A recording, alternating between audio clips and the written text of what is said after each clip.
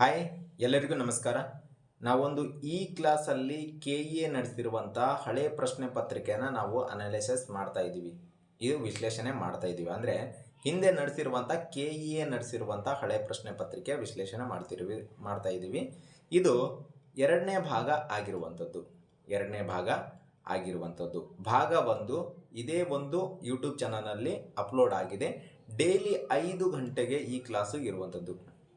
5 PM daily ಇರ್ತದೆ. Daily ಏನಿರ್ತದೆ 5 PMಗೆ ಈ ಕ್ಲಾಸು ಇರುವಂಥದ್ದು. 2ರಿಂದ 3 ಕ್ವಶನನ್ನು ನಾವು ನೋಡ್ತೀವಿ. 2ರಿಂದ 3 ಕ್ವಶನನ್ನು ಒಂದು ದಿನದಲ್ಲಿ KE ಕ್ವಶನನ್ನು ಅನಾಲಿಸಿಸ್ ಮಾಡುವಂಥದ್ದು. ಇದು ಡೈಲಿ ಪ್ರೊಸೆಸ್ ಆಗಿರುತ್ತೆ. ಒಂದಿನ ಮಾಡಿದ್ವಿ ಒಂದಿನ ಬಿಟ್ವಿ ಅಂತ ಏನಿಲ್ಲ, ಡೈಲಿ ಪ್ರೊಸೆಸ್ ಆಗಿರ್ತದೆ. ಯಾರಿಗೆ ಇಂಟ್ರೆಸ್ಟ್ ಇದೆ ಈ ಒಂದು ಯೂಟ್ಯೂಬ್ ಚಾನಲ್ನ ಸಬ್ಸ್ಕ್ರೈಬ್ ಮಾಡ್ಕೊಳ್ಳಿ ಹಾಗೂ ಸಪೋರ್ಟ್ ಮಾಡಿ ಅಂತ ಹೇಳ್ತಾ ಈ ಒಂದು ಕ್ಲಾಸನ್ನು ಸ್ಟಾರ್ಟ್ ಮಾಡೋಣ. ನೋಡ್ರಿ, 1ನೇ ಕ್ವಶನ್ ಏನಿದೆ, ಕರ್ನಾಟಕದ ಕರಾವಳಿ ತೀರವನ್ನು ಏಕೆ ಮ್ಯಾಕ್ರಲ್ ತೀರ ಅಂತ ಕರಿತೀವಿ ಅಂತ ಇದೆ. ಅಂದರೆ ಕರೆಕ್ಟಾಗಿ ಇನ್ನೊಂದು ಸಾರಿ ನಿಮಗೆ ಪ್ರಶ್ನೆ ಓದೋದಾದರೆ, ಕರ್ನಾಟಕದ ಕರಾವಳಿ ತೀರವನ್ನು ಏಕೆ ಮ್ಯಾಕ್ರಲ್ ತೀರ ಎನ್ನುವರು? ಆಪ್ಷನನ್ನು ನೋಡೋಣ. ಆಪ್ಷನ್ ಎ, ಮ್ಯಾಕ್ರಲ್ ಮಣ್ಣು ಹೊಂದಿರುವುದಕ್ಕೆ. ಆಪ್ಷನ್ ಬಿ, ಮ್ಯಾಕ್ರಲ್ ದ್ವೀಪ ಸಮೂಹಗಳು ಹತ್ತಿರವಿರುವುದಕ್ಕೆ. ಆಪ್ಷನ್ ಸಿ, ಮ್ಯಾಕ್ರಲ್ ಜಾತಿಯ ಮೀನುಗಳು ಹೆಚ್ಚಾಗಿ ಕೇಂದ್ರೀಕೃತವಾಗಿರುವುದಕ್ಕೆ. ಆಪ್ಷನ್ ಡಿ, ಮೇಲ್ಖಂಡ ಯಾವುದೂ ಅಲ್ಲ.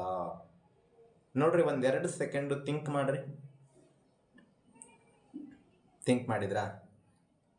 ಹಾಗಾದರೆ ಇದಕ್ಕೆ ಸರಿಯಾದ ಆನ್ಸರ್ ಬಂದು option C is the right answer. ಅಂದರೆ ಮ್ಯಾಕ್ರಲ್ ಜಾತಿಯ ಮೀನುಗಳು ಹೆಚ್ಚಾಗಿ ಕೇಂದ್ರೀಕೃತವಾಗಿರುವುದಕ್ಕೆ ನಾವೇನಂತ ಕರಿತೀವಿ? ಈ ಒಂದು ಕರ್ನಾಟಕದ ಕರಾವಳಿ ತೀರವನ್ನು ನಾವು ಮ್ಯಾಕ್ರಲ್ ತೀರ ಅಂತ ಕರೆಯುವಂಥದ್ದು. ಹಾಗಾದರೆ ಈ ಕರಾವಳಿ ತೀರ ಎಲ್ಲಿ ಕಂಡು ಬರ್ತೈತಿ? ಸ್ವಲ್ಪ ನೋಡಬೇಡ ನನಗೆ ಮ್ಯಾಪ್ ಮುಖಾಂತರ. ಇದು ನಮ್ಮ ಇಂಡಿಯಾ, ಇಲ್ಲಿ ನಮ್ಗೆ ಕರ್ನಾಟಕ ಬರುವಂಥದ್ದು. ಈ ಕಡೆ ಬರೋದು ಅರಬ್ಬಿ ಸಮುದ್ರ. ಇಲ್ಲಿ ಅರಬ್ಬಿ ಸಮುದ್ರದ ಏನು ತೀರ ಇದೆಯಲ್ಲ, ಈ ಭೂಮಿಗೆ ಕಚ್ಕೊಂಡಿರೋದೇ ಕರಾವಳಿ ಅಂತ ಕರಿತೀವಿ. ಈ ಕರಾವಳಿ ಆಚೆಗೆ ಯಾವುದಿದೆ ಅಂದರೆ ವೆಸ್ಟರ್ನ್ ಘಾಟ್ಸ್ಗಳು ಇದೆ. ವೆಸ್ಟರ್ನ್ ಘಾಟ್ಸ್ ಅಂದರೆ ಪಶ್ಚಿಮ ಘಟ್ಟಗಳು. ಅಂದರೆ ಒಂದು ಲೈನಲ್ಲಿ ನಿಮಗೆ ಹೇಳಬೇಕಾದ್ರೆ ಅರಬ್ಬಿ ಸಮುದ್ರ ಮತ್ತು ಪಶ್ಚಿಮ ಘಟ್ಟಗಳು ಮಧ್ಯೆ ಇರುವುದೇ ಯಾವುದು? ಈ ಒಂದು ಕರಾವಳಿ ತೀರ ಅಂತೇಳಿ ನಾವು ಒಂದು ಲೈನಲ್ಲಿ ಹೇಳ್ಬೋದು. ಏನು? ಅರಬ್ಬಿ ಸಮುದ್ರ ಮತ್ತು ಪಶ್ಚಿಮ ಘಟ್ಟಗಳ ನಡುವೆ ಇರೋದೇ ಈ ಕರಾವಳಿ ತೀರ. ಹಾಗಾದರೆ ಇದನ್ನ ಫುಲ್ ಮ್ಯಾಪ್ ಮುಖಾಂತರ ನೋಡೋಣ. ನೋಡ್ರಿ, ಇದೇ ಮ್ಯಾಕ್ರಲ್ ಮೀನು. ಮ್ಯಾಕ್ರಲ್ ಮೀನು ಇಲ್ಲಿ ಏನಿದೆಯಲ್ಲ, ಈ ಹೈಲೈಟ್ ಆಗಿದೆಯಲ್ಲ, ಈ ಒಂದು ಕರ್ನಾಟಕ ಮ್ಯಾಪ್ದಲ್ಲಿ ಏನು ಕೇಸರಿ ಕಲರಿಂದ ಹೈಲೈಟ್ ಆಗಿದೆಯಲ್ಲ, ಇದೇ ಕರಾವಳಿ ತೀರ. ಕರ್ನಾಟಕದ್ದು ಕರಾವಳಿ ತೀರ ಆಗಿರುವಂಥದ್ದು. ಇದು ಯಾವುದಂದ್ರೆ ಉತ್ತರ ಕನ್ನಡ ಜಿಲ್ಲೆ. ಉತ್ತರ ಕನ್ನಡ ಇಲ್ಲಿದೆ ನೋಡ್ರಿ. ಈ ಒಂದು ಬಾರ್ಡರ್ ಕಾಣ್ತಾ ಇದೆಯಲ್ಲ, ಇದು ಉಡುಪಿ ಜಿಲ್ಲೆ ಆಗಿರುವಂಥದ್ದು. ಇದು ದಕ್ಷಿಣ ಕನ್ನಡ ಜಿಲ್ಲೆ ಆಗಿರುವಂಥದ್ದು. ಈ 3 ಜಿಲ್ಲೆಗಳು ಏನಿದೆ ಕರ್ನಾಟಕದ ಕರಾವಳಿ ತೀರವನ್ನು ಹೊಂದಿರುವಂಥದ್ದು. ಹಾಗಾದರೆ ಈ ಒಂದು ಲೆಂತ್ ಎಷ್ಟಿದೆ, ಈ ಉದ್ದ ಎಷ್ಟಿದೆ ಅಂತ ನೋಡೋಣ. ಈ ಉದ್ದ 343.3 ಇದೆ. ಅಂದರೆ 343.3 ಇದೆ. ಎಕ್ಸಾಕ್ಟ್ ಇದು, ಬಟ್ ಅಪ್ರಾಕ್ಸಿಮೇಟ್ಲಿ ಹೇಳೋದಾದರೆ ಮುಂದಿನ ಎಕ್ಸಾಮಲ್ಲಿ ಕೇಳೋದಾದರೆ 343 ಅಂತ ಕೇಳ್ಬೋದು ಡೈರೆಕ್ಟಾಗಿ. ಪಾಯಿಂಟ್ ಏನು ಕೇಳಲಿಕ್ಕಿಲ್ಲ, ಬಟ್ 343 ಅನ್ನೋದು ನೆನಪಿಟ್ಟಿರಬೇಕು. ಇದು ಅಪ್ಡೇಟ್ ವರ್ಷನ್ ನಿಮಗೆ ಸಿಗ್ತದೆ. ಇದು ಅಪ್ಡೇಟ್ ಆಗಿ ನೀವು ಬುಕ್ದಲ್ಲಿ, ಆಥರ್ಸ್ ಬುಕ್ದಲ್ಲಿ ನಿಮಗೆ ಎಷ್ಟಂತ ಕೊಟ್ಟಿರ್ತಾರೆ ಅಂದರೆ 320 ಕೊಟ್ಟಿರ್ತಾರೆ. ಯಾಕಂದರೆ ಹಳೆಯದಾಗಿ ಆ ಡೇಟಾ ಏನಿದೆ, ಹಳೆಯ ಡೇಟಾ ಇದು ಫಸ್ಟು 320 ಏನಿದೆ ಉದ್ದ ಇರುವಂಥದ್ದು. ಕರಾವಳಿ ತೀರ 320 ಉದ್ದ ಇತ್ತು ಅಷ್ಟೇ. ಬಟ್ ಈಗೇನು ಮಾಡಿದರೆ ಅದು ಜಾಸ್ತಿ ಆಗಿದೆ. ಅದು ಎಷ್ಟಾಗಿದೆ? 343 ಆಗಿರುವಂಥದ್ದು. ಇದು ಅರಬ್ಬಿ ಸಮುದ್ರ.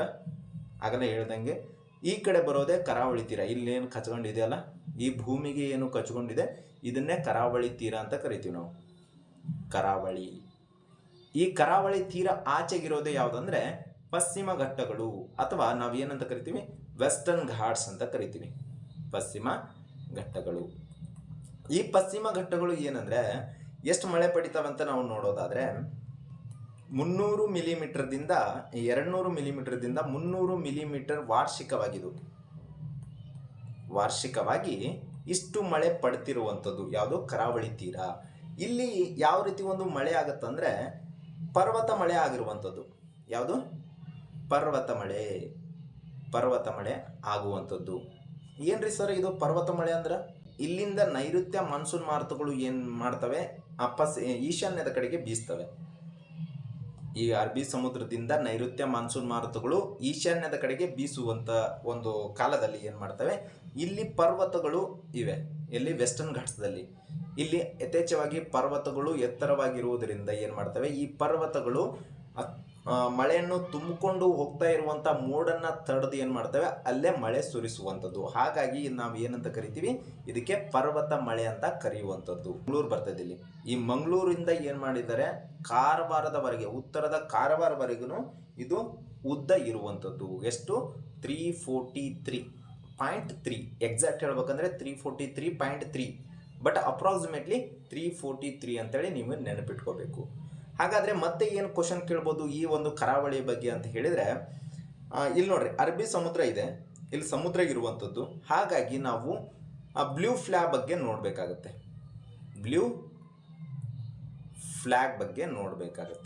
ಈ ಬ್ಲೂ ಫ್ಲ್ಯಾಗ್ ಅಂದರೆ ಏನಂದರೆ ಸ್ವಚ್ಛತೆಗಾಗಿ ಕೊಡುವಂಥ ಒಂದು ಅವಾರ್ಡ್ ಆಗಿರುವಂಥದ್ದು ಆ್ಯಕ್ಚುಲಿ ಹೇಳ್ಬೇಕಂದ್ರೆ. ಹಾಗಾದರೆ ನಮ್ಮ ಕರ್ನಾಟಕದಲ್ಲಿ ಯಾವ ರೀಸರ ಬ್ಲೂ ಫ್ಲ್ಯಾಗ್ ಪಡೆದಿರುವಂಥ ಸಮುದ್ರಗಳು ಅಂತ ಕೇಳಿದ್ರು ಅಂದರೆ ನೋಡ್ರಿ, ಆ ಬೀಚ್ಗಳು ಅಂತ ಕರಿಬೋದು ನಾವು. ಈ ಉಡುಪಿಯಲ್ಲಿ ಕಂಡು ಬರ್ತೈತೆ ಒಂದು. ಉಡುಪಿಯಲ್ಲಿ ಪಡುಬಿದ್ರಿ ಬೀಚ್ ಅಂತ ಕಂಡು ಬರ್ತೈತಿ. ಯಾವುದು? ಪಡುಬಿದ್ರಿ ಬೀಚ್. ಈ ಸ್ಪೇಸ್ ಇದೆ, ಪಡುಬಿದ್ರಿ ಬೀಚ್. ಮತ್ತು ಇನ್ನೊಂದು ಯಾವುದಂದರೆ ಈ ಉತ್ತರ ಕನ್ನಡದಲ್ಲಿ ಕಂಡು ಬರುವಂಥ ಕಾಸರಗೋಡು ಬೀಚ್ ಏನಾಗಿದೆ, ಈ ಬ್ಲೂ ಫ್ಲ್ಯಾಗ್ ಮಾನ್ಯತೆ ಪಡೆದಿರುವಂಥದ್ದು. ಈ ಬ್ಲೂ ಫ್ಲ್ಯಾಗ್ ಮಾನ್ಯತೆ ಪಡಿಬೇಕಂದ್ರೆ 33 ಮಾನದಂಡಗಳು ಹೊಂದಿರಬೇಕು. ಎಷ್ಟು? 33 ಮಾನದಂಡಗಳು ಹೊಂದಿದ್ರೆ ಮಾತ್ರ ಏನು ಮಾಡ್ತಾರೆ, ಈ ಬ್ಲೂ ಫ್ಲ್ಯಾಗನ್ನು ಕೊಡುವಂಥದ್ದು. ಹಾಗಾಗಿ ನಮ್ಮ ಕರ್ನಾಟಕದಲ್ಲಿ ಎಷ್ಟಿದೆ ಬ್ಲೂ ಫ್ಲ್ಯಾಗು? 2 ಇದೆ. ಒಂದನೇದು ಯಾವುದು? ಪಡುಬಿದ್ರಿ ಬೀಚ್. ಎರಡನೇದ್ದು ಕಾಸರಗೋಡು ಬೀಚ್.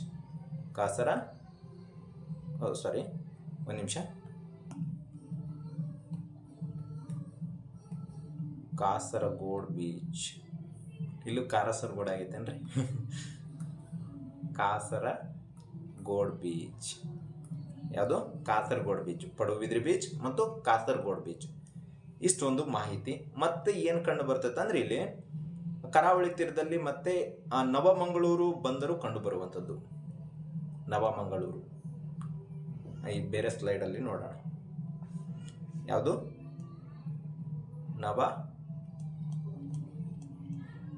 ಮಂಗಳೂರು ಬೀಚ್, ಮಂಗಳೂರು ಬಂದರು ಕಂಡು ಬರ್ತೈತ್ರಿ. ಇದು ಬಂದರು ಕಂಡು ಬರುವಂಥದ್ದು. ಇದು ಎಷ್ಟರಲ್ಲಿ ಸ್ಥಾಪನೆ ಆಗಿತ್ತು ಅಂದರೆ 1974ರಲ್ಲಿ ಸ್ಥಾಪನೆ ಆಗಿರುವಂಥದ್ದು. ಯಾವುದು? ನವಮಂಗಳೂರು ಬೀಚ್. ಇದ್ರ ಒಂದು ವಿಶೇಷತೆ ಏನಂತಪ್ಪ ಹೇಳೋದಾದರೆ, ಇಂದಿರಾ ಗಾಂಧಿ ಅವರು ಉದ್ಘಾಟನೆ ಮಾಡಿರ್ತಾರೆ. ಇಂದಿರಾ ಗಾಂಧಿ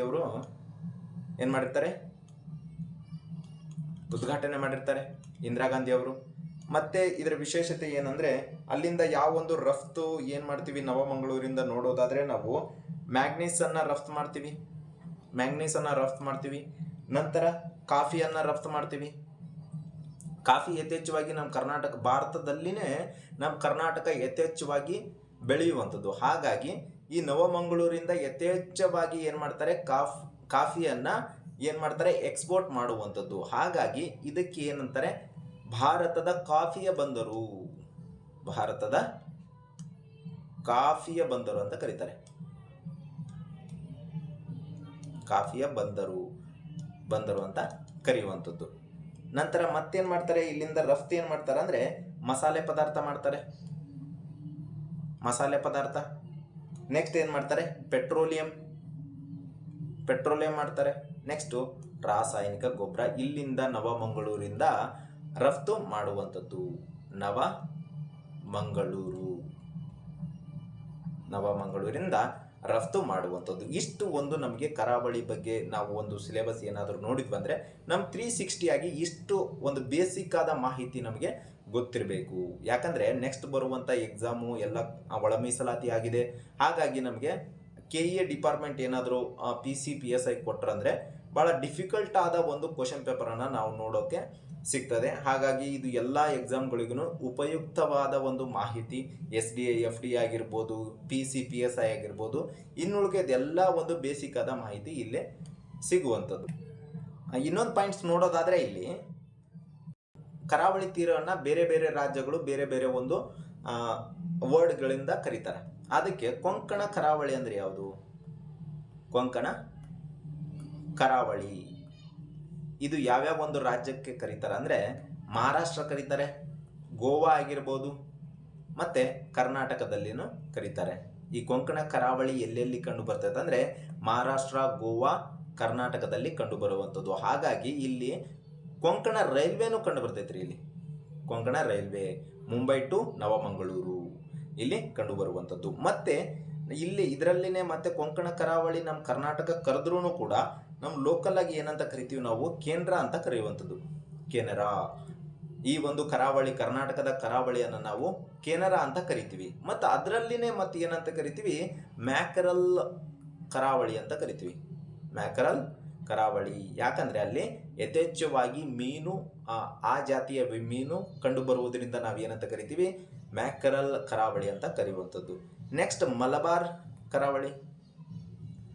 ಮಲಬಾರ್ ಕರಾವಳಿ ಯಾವುದಕ್ಕೆ ಕರೀತಾರೆ ಅಂದರೆ ಈ ಕೇರಳಕ್ಕೆ ಕರೀತಾರೆ ನೋಡ್ರಿ. ಕೇರಳಕ್ಕೆ ಮಲಬಾರ್ ಕರಾವಳಿ ಅಂತ ಕರೆಯುವಂಥದ್ದು. ಇಷ್ಟು ಒಂದು 360 ಆಗಿ ನಾವು ನೋಡುವಂಥದ್ದು. ಹಾಗಾದರೆ ನೋಡ್ರಿ, ನೆಕ್ಸ್ಟ್ ಒಂದು ಆ ಕ್ವಶನನ್ನು ನೋಡೋಣ. ನೋಡ್ರಿ, ಸೆಕೆಂಡ್ ಕ್ವಶನ್ನು, ಮೀಜೋ ಆದಿವಾಸಿಗಳ ದಂಗೆ ನಡೆದ ವರ್ಷ ಅಂತ ಕೇಳಿದ್ದಾರೆ. ಈ ಮೀಜೋ ಆದಿವಾಸಿ ಮಿಜೋರಾಂ ಎಲ್ಲಿ? ಮಿಜೋರಾಮಲ್ಲಿ ಕಂಡು ಬರುವಂಥದ್ದು. ಈ ಮಿಜೋರಾಮದ ರಾಜಧಾನಿ ಯಾವುದಂದ್ರೆ ಐಜ್ವಾಲ್. ಐಜ್ವಾಲ್ ಕಂಡು ಬರುವಂಥದ್ದು. ಮಿಜೋರಾಂದ ಒಂದು ರಾಜಧಾನಿ ಯಾವುದಂದ್ರೆ ಐಜ್ವಾಲ್ ಆಗಿದೆ. ಹಾಗಾದರೆ ಅಲ್ಲಿನ ಆದಿವಾಸಿ ನಡೆದ ಒಂದು ದಂಗೆ ಯಾವುದಂದ್ರೆ ಮಿಜೋ ದಂಗೆ. ಅದು ಎಷ್ಟರಲ್ಲಿ ನಡೀತು ಅಂತ ಕೇಳಿದ್ದಾರೆ. Option A 1995, option B 1810, option C 1889, option D 1772. ನೋಡ್ರಿ, ಒಂದೆರಡು ಸೆಕೆಂಡು ಥಿಂಕ್ ಮಾಡ್ರಿ. ಮಾಡಿದ್ರಾ? ಹಾಗಾದರೆ ಇದಕ್ಕೆ ಸರಿಯಾದ ಆನ್ಸರ್ ಬಂದು option B is the right answer. 1810. 1810ರಲ್ಲಿ Mizo ಆದಿವಾಸಿ ದಂಗೆ ನಡೆಯಿತು. ಎಷ್ಟು? 1810ರಲ್ಲಿ. ಹಾಗಾಗಿ ಈ ಬುಡಕಟ್ಟು ದಂಗೆಗಳ ಬಗ್ಗೆ ನಾವು ಒಂದು 4 ದಂಗೆಗಳನ್ನು ನೋಡೋಣ. ಅಂದರೆ ಭಾಳ ಇಂಪಾರ್ಟೆಂಟ್ ಆಗಿರುವಂಥ ದಂಗೆಗಳು, ನೆಕ್ಸ್ಟ್ ಎಕ್ಸಾಮಲ್ಲಿ ಕೇಳ್ಬೋದಾದಂಥ ಏನೋ ದಂಗೆಗಳನ್ನು ನೋಡುವಂಥದ್ದು. ಅದರಲ್ಲಿ ಮೊದಲನೇದಾಗಿ ಬರೋರು ಯಾವುದು ಅಂದರೆ 1825ರಲ್ಲಿ ಈ ಬಿಲ್ಲರು ದಂಗೆ ಅಂತ ಬರ್ತಾರೆ. ಬಿಲ್ಲರು ದಂಗೆ ಅಂತ ಬರುವಂಥದ್ದು. ಇದು ಎಲ್ಲಿ ಕಂಡು ಬರ್ತದೆ ಅಂದರೆ ಈ ಪಶ್ಚಿಮ ಘಟ್ಟಗಳು ಇದಾವಲ್ಲ, ಅಲ್ಲಿ ಕಂಡು ಬರುವಂಥ ಒಂದು ದಂಗೆ ಆಗಿದೆ. ಇದರ ನಾಯಕ ಯಾರಂದರೆ ಸೇವ್ರಾಮ್ ಅಂತ ಇದರ ನಾಯಕ ಆಗಿರ್ತಾರೆ. ಯಾರು? ಸೇವ್ರಾಮ್ ಅಂತ ನಾಯಕ ಆಗಿರುವಂಥದ್ದು. ಇದೇ ಒಂದು ಬಿಲ್ಲರ ದಂಗೆ ಇನ್ನೊಂದು ಸರಿ ಕಂಡು ಬರ್ತೈತ್ರಿ. ಎಷ್ಟರಲ್ಲಿ ಅಂದರೆ 1831ರಲ್ಲಿ ಕಂಡು ಬರುವಂಥದ್ದು ಬಿಲ್ಲರ ದಂಗೆ ಕಂಡು ಬರುವಂಥದ್ದು. ಅದು ಎಲ್ಲಿ ಕಂಡು ಬರ್ತದೆ ಅಂದರೆ ಈ ರಾಜಸ್ಥಾನದಲ್ಲಿ ಕಂಡು ಬರುವಂಥದ್ದು. ಎಲ್ಲಿ? ರಾಜಸ್ಥಾನದಲ್ಲಿ ಈ ದಂಗೆ ಕಂಡು ಬರುವಂಥದ್ದು. ಎಷ್ಟರಲ್ಲಿ ಅಂದರೆ 1831ರಲ್ಲಿ ಬಿಲ್ಲರ್ ದಂಗೆ ಸೆಕೆಂಡ್ ಬಾರಿ ರಾಜಸ್ಥಾನದಲ್ಲಿ ಕಂಡು ಬರುವಂಥದ್ದು. ಇದರ ಒಂದು ನಾಯಕರು ಯಾರಾಗಿರ್ತಾರೆ ಅಂದರೆ ಈ ಗೋವಿಂದ ಅನ್ನೋರು ಆಗಿರ್ತಾರೆ. ಈ ಗೋವಿಂದ ಅನ್ನೋರು ಇವರು ಒಬ್ಬರು ಧರ್ಮ ಗುರುಗಳು ಆಗಿರ್ತಾರೆ. ಇವರು ಏನೋ ದಂಗೆ ನಡೆಸಿರುವಂಥದ್ದು. ಹಾಗಾದರೆ ನಂತರದಾಗಿ ಏನಂದರೆ 1828ರಿಂದ 1831ರವರೆಗೆ ಒಂದು ದಂಗೆ ನಡೀತೈತಿ. ಅದೇ ಯಾವುದಂದ್ರೆ ಅಹೋಮ್ ದಂಗೆ. ಭಾಳ ಇಂಪಾರ್ಟೆಂಟ್ ರೀ ಇದು. ಅಹೋಮ್ ದಂಗೆ ಭಾಳ ಇಂಪಾರ್ಟೆಂಟ್ ರೀ ಇದು. ಅಹೋಮ್ ದಂಗೆ ಯಾಕಂದರೆ ಕೇಳಿದ್ದಾರೆ ಪ್ರೀವಿಯಸ್ ಎಲ್ಲ ಕ್ವಶನ್ ಪೇಪರಲ್ಲಿ. ನೀವು ಏನಾದರೂ ನೋಡಿದ್ದಿದ್ರೆ ಈ ದಂಗೆಯನ್ನು ನೀವು ನೋಡ್ಬೋದು ಆ ಕ್ವಶನ್ ಪೇಪರಲ್ಲಿ. ಇದು ಎಲ್ಲಿ ಕಂಡು ಬರ್ತದೆ ಅಂದರೆ ಆಸ್ಸಾಂದಲ್ಲಿ ಕಂಡು ಬರುವಂಥದ್ದು. ಎಲ್ಲಿ? ಅಸ್ಸಾಂದಲ್ಲಿ ಅಹೋಂ ದಂಗೆ ಕಂಡುಬರುವಂಥದ್ದು. ಮತ್ತು ಒಂದು ಪಿ ಸಿ ಕ್ವಶನ್ ಪೇಪರಲ್ಲಿ ಅಹೋಂ ಸಾಮ್ರಾಜ್ಯ ಎಲ್ಲಿ ಕಂಡು ಬರ್ತದೆ ಅಂತಲೂ ಕೇಳಿದ್ದೀರಿ, ಅದು ಕೂಡ ಅಸ್ಸಾಂದಲ್ಲಿ ಕಂಡುಬರುವಂಥದ್ದು. ಹಾಗಾದರೆ ಇದ್ರ ನಾಯಕರು ಯಾರಾಗಿದ್ರಪ್ಪ ಅಂದರೆ ಈ ತೀರತ್ ಸಿಂಗ್ ಮತ್ತು ಬಾರ್ ಮುನಿಕರ್ ಅಂತೇಳಿ ಇರ್ತಾರೆ. ಯಾರು? ತೀರತ್ ಸಿಂಗ್ ಮತ್ತಾರು? ಬಾರ್ ಮುನಿಕರ್. ಬಾರ್ ಮುನಿಕರ್ ಎಂಬುವರು ಈ ಒಂದು ದಂಗೆಯ ನಾಯಕರಾಗಿರ್ತಾರೆ. ನಾಯಕರಿವರು ನಾಯಕರ ಆಗಿರುವಂಥದ್ದು ಯಾರಂದರೆ ಈ ಒಂದು ತೀರತ್ ಸಿಂಗ್ ಮತ್ತು ಬಾರಾ ಮುನಿಕ್ ಅವರು ಈ ದಂಗೆಯ ಒಂದು ನಾಯಕರ ವಹಿಸ್ಕೊಂಡಿರ್ತಾರೆ. 1844ರಲ್ಲಿ ಯಾವ ದಂಗೆ ನಡೀತದೆ ಅಂದರೆ ಸಾವಂತವಾಡಿ ದಂಗೆ ನಡೆಯುವಂಥದ್ದು ಎಲ್ಲಿ ಅಂದರೆ ಈ ಮಹಾರಾಷ್ಟ್ರದಲ್ಲಿ ನಡೆಯುವಂಥದ್ದು. ಇದರ ಒಂದು ನಾಯಕರು ಯಾರಪ್ಪ ಅಂದರೆ ಪಾಂಡ ಸಾವಂತ್ ಅಂತ ಇರ್ತಾರೆ. ಯಾರು? ಪಾಂಡ ಸಾವಂತ್ ಅವರು ಏನು ಮಾಡಿರ್ತಾರೆ? ನಾಯಕರು ಆಗಿರುವಂಥದ್ದು. ಈ ಪಾಂಡವ ಸಾವಂತ್ ಇದಾರಲ್ಲ, ಇವರು ಮರಾಠದ ಒಂದು ನಾಯಕರು. ಇವರು ಏನನ್ನು ಮಾಡಿರ್ತಾರೆ?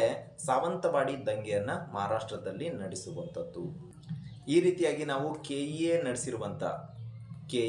ನಡೆಸಿರುವಂಥ ಹಳೆ ಪ್ರಶ್ನೆ ಪತ್ರಿಕೆಯನ್ನು ನಾವು ವಿಶ್ಲೇಷಣೆ ಮಾಡೋಣ, ಅನಾಲಿಸಿಸ್ ಮಾಡೋಣ.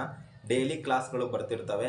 ಡೈಲಿ 5 PM ಗೆ ಸಾಯಂಕಾಲ 5 ಗಂಟೆಗೆ ಡೈಲಿ ಕ್ಲಾಸ್ ಬರುವಂಥದ್ದು. ಯಾರಿಗೊಂದು ಇಂಟ್ರೆಸ್ಟ್ ಇದೆ ಸಬ್ಸ್ಕ್ರೈಬ್ ಮಾಡ್ಕೊಳ್ಳಿ ಹಾಗೂ ಸಪೋರ್ಟ್ ಮಾಡಿ ಅಂತ ಹೇಳ್ತಾ ಈ ಕ್ಲಾಸ್ನ ಇಲ್ಲಿಗೆ ಎಂಡ್ ಮಾಡ್ತಿದ್ದೀನಿ. Thank you one and all.